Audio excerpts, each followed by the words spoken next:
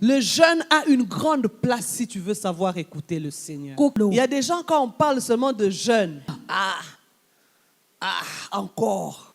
Mais je me rappelle une fois, ça m'avait fait beaucoup de joie. On a annoncé que telle semaine, nous aurons nos 3 jours de jeûne et prière. L'Église a acclamé. Oh, je me rappelle bien de ce dimanche-là. J'étais émerveillée de voir que l'Église avait acclamé parce que nous entrons dans les 3 jours de jeûne et prière. Mais si toi, tu n'aimes pas jeûner, nous allons t'aider à jeûner. Amen.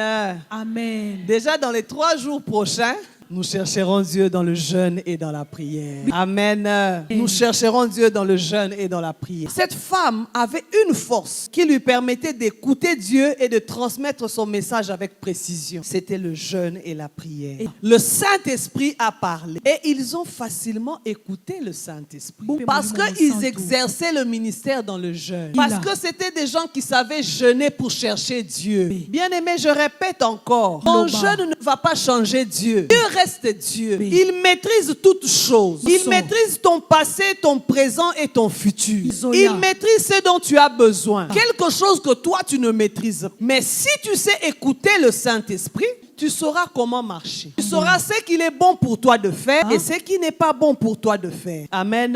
Amen. Il y a quelque chose que tu dois faire pour résoudre ce problème qui te dérange depuis longtemps. Il y a exactement quelque chose que tu dois faire. Mais tu dois écouter le Saint-Esprit sur ce domaine-là. Il te dira exactement ce qu'il te faut faire. Lorsque nous voyons le Maître dans Luc 4, la Bible nous dit que Jésus est allé dans les déserts. Et quand il est allé dans les déserts, là-bas il a été tenté par le diable. Jésus était en jeûne. Et pendant qu'il jeûnait, la Bible dit qu'il eut faim. Il eut faim. Nous avons vu hier que lorsque Pierre avait faim, dans cette circonstance-là, le Saint-Esprit lui a parlé. Il lui montre une nappe avec plusieurs reptiles. Il lui dit, tue et mange. Mais ici, dans le désert, le maître a faim. Il a faim parce qu'il était dans son humanité. Parce qu'ici sur terre, il a exercé le ministère dans son humanité. Il s'était dépouillé de sa divinité pour servir dans l'humanité. C'est comme ça qu'il a eu faim. Et le diable en a profité pour le tenter. Il dit, mais si tu es fils de Dieu, donne à cette pierre de devenir du pain. Comme ça tu manges. Le Seigneur va le répondre. L'homme ne vivra pas de pain seulement, mais de toute parole qui sort de la bouche du Seigneur. Qu'est-ce que cela veut dire? Que le Seigneur dans son jeûne a pu discerner que là c'était le diable. Pierre dans son jeûne avait discerné que là c'est l'Esprit qui me parle. Amen. Amen. Donc avec le jeûne, tu sais discerner quand est-ce que c'est Dieu qui parle, quand est-ce que c'est le diable qui parle. Parce que nous avons dit que 2 fois Dieu utilise des circonstances pour nous parler. Un contexte donné pour nous parler. Mais ici nous voyons aussi le diable comme toujours imitateur. Lui aussi il a pris la circonstance où Jésus avait faim et il lui propose de faire un miracle. Nous voyons cela. Donc, dans les circonstances, il peut y avoir toujours une parole à gauche ou à droite. Mais quand tu sais être dans le jeûne et dans la prière, tu développes ce discernement-là pour discerner que non, là, c'est l'homme qui parle. Là, c'est l'homme de Dieu qui parle. Ici, c'était un ange. Tu acquiers ce discernement-là quand tu sais être dans le jeûne et dans la prière. Parce que le jeûne, ce sont des moments de privation. Tu te prives de certaines choses pour pouvoir élever ta sensibilité vers le Seigneur. Le maître a discerné que là, il s'agit du diable. Pourtant, le diable a utilisé la parole, les Écritures. Il a dit, mais jette-toi, jette-toi. Il a dit qu'il enverra des anges pour te porter, afin que ton pied ne heurte pas contre une pierre. Le diable a utilisé les Écritures, mais Jésus a su discerner que là, c'était le diable. Pourquoi? Parce que c'était quelqu'un qui vivait dans le jeûne et la prière. Des moments de privation. Et pendant ce moment de privation, le Seigneur travaille en nous. Le Seigneur travaille en nous. Il y a des choses qui tombent pour ne même plus se relever. Ça tombe et ça reste par terre. Il y a même des caractères qui changent. Parce que pendant des moments de jeûne, le Seigneur travaille notre être intérieur. Travaille notre être intérieur pour pouvoir nous attirer vers lui. Ce qui fera que de fois, après après des jeûnes, des moments de jeûne, tu sentiras le dégoût de certaines choses qui te faisaient toujours plaisir. Tu sentiras le dégoût de certaines choses qui faisaient toujours ta joie. Mais parce que tu as jeûné et Dieu a travaillé en toi pendant ce moment de jeûne, certaines choses qui tombent. Je vais l'attirer au désert. Je vais l'attirer là où il n'y a pas de réjouissance. Je vais l'attirer là où il n'y a rien qui fait plaisir. Comme ça, je parlerai à son cœur. Cela veut dire aussi que lorsque tu as des moments de jeûne, tu as des moments de privation, ton cœur se dispose à écouter. C'est comme ça que le Seigneur dit, et je parlerai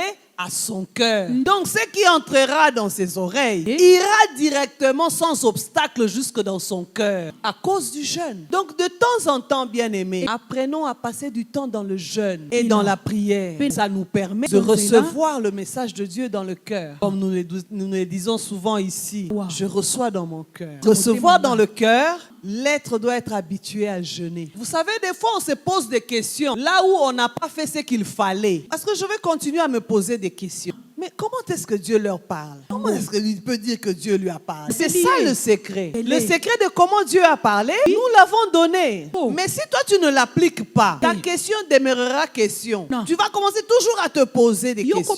Et finalement, la question là va amener de l'incrédulité. Tu vas commencer à te dire, ça, c'est pas loin de la sorcellerie. Ça, en tout cas, c'est pas loin de la sorcellerie. Comment lui toujours il entend? Comment lui il voit toujours, il lit toujours dans les pensées des gens? Mais comment je ne veux pas lire dans ta pensée? Au moment où je marche, j'entends celui qui voit tout et qui maîtrise tout. Amen. Amen. Le chemin, il est là. Si tu veux voir, si tu veux expérimenter comment écouter le Saint-Esprit et éviter les erreurs dans ta vie, applique l'enseignement. Amen.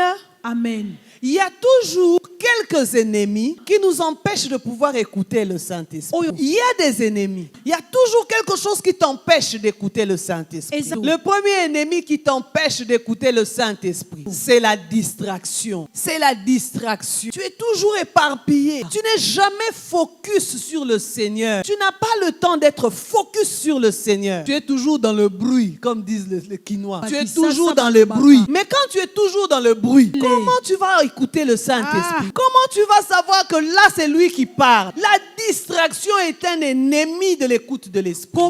Enlève un peu la distraction. Tu verras que le Saint-Esprit te parle beaucoup. Beaucoup. Le bruit, le bruit ne fait que te détendre. Ça te vraiment. Ça te détend. Mais ça n'apporte rien. Toi, tu vas être détendu aujourd'hui, détendu demain, détendu après-demain. Comment le problème trouvera solution? Tu n'as pas besoin d'être détendu pour trouver la solution. Lorsque tu as trouvé la solution, la détente vient d'elle-même. Elle vient d'elle-même. Tu ne vas pas la chercher. Oh non, on va d'abord avec les amis là-bas, on va faire le bruit. Non, tu ne chercheras même pas ça.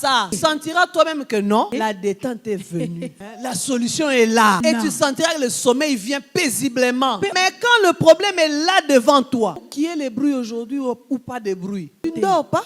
Tu ne dors pas. Si les bruits faisaient dormir, dors. Mais la solution à ton problème te permettra de dormir. Enlève un peu la distraction. On a fait beaucoup de bruit. Maintenant, nous avons besoin d'être focus. Amen. Amen. Deuxième ennemi, les soucis. Les soucis. Aujourd'hui, là, j'ai des soucis. Demain, des soucis. Même la Bible dit, qui est celui-là qu'à cause de son souci, il a ajouté un cheveu sur sa tête? Il n'existe pas. Si tu te fais des soucis, tu maigris, tu vieillis même à cause des soucis. Maintenant, quel est le jour que ces soucis-là vont résoudre les problèmes? Au contraire, les soucis te mettent dans un monde à part. Ça te met dans une boule qui t'empêche d'écouter le Saint-Esprit. Tu as un cœur rempli. Tu as un cœur fermé. Tu n'es plus sensible. Maintenant, comment tu vas écouter le Saint-Esprit? Lui, il a besoin que tu sois sensible. Parce que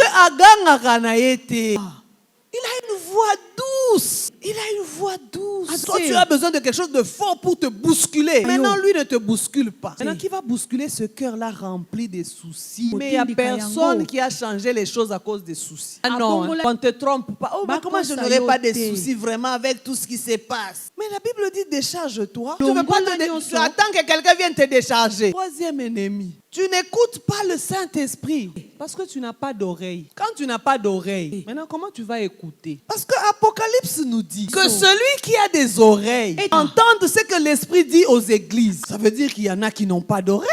Maintenant, quand tu n'as pas d'oreille, comment est-ce que tu vas entendre ce que l'Esprit dit? Tu as besoin d'avoir les oreilles. Mais lorsqu'on dit que quelqu'un n'a pas d'oreille, c'est une expression pour dire que cette personne-là n'écoute pas. Cette personne-là a les oreilles bouchées. Des fois, on entend des choses, on entend tellement des choses que ces choses-là nous ferment les oreilles. Tu as tellement entendu des choses. Tu as tellement entendu que les gens qui tombent là quand on prie, ça c'est la magie, c'est l'occultisme.